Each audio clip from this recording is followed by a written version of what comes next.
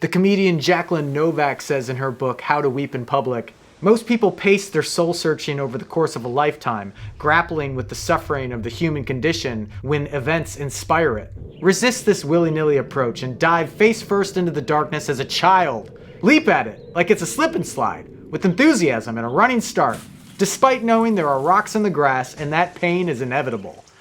Welcome it. Yes, Jacqueline. Let's dive in.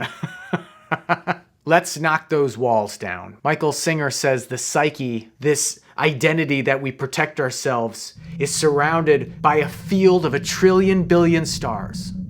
If only we were to knock the walls down, to push past our comfort zones, our edges, and to look. Wow. Then we will see. Wow. I've never heard it phrased this way, but he says in the book to make happiness unconditional. Make happiness unconditional and cross into nirvana. When you think about it, you're really of no use miserable, and you are going to die anyway. So if you're going to be here and experience this, why not fall into happiness instead? This reminds me of a line from Atticus' poetry. We are much more useful to the world in forgiving ourselves than hating ourselves. And I'm not sure I've ever heard it phrased that way before. I've heard of unconditional love, but unconditional happiness hits different. Can I make the choice to be unconditionally happy? Is this better than a Band-Aid? Because it feels like all this other stuff have just been Band-Aids for decapitations. Hasn't really helped. Or maybe it has. I mean, I'm still here. But it just, maybe it doesn't feel like enough. Or like a universal truth. Although I don't know if that's even possible because we simply can't explain what this is.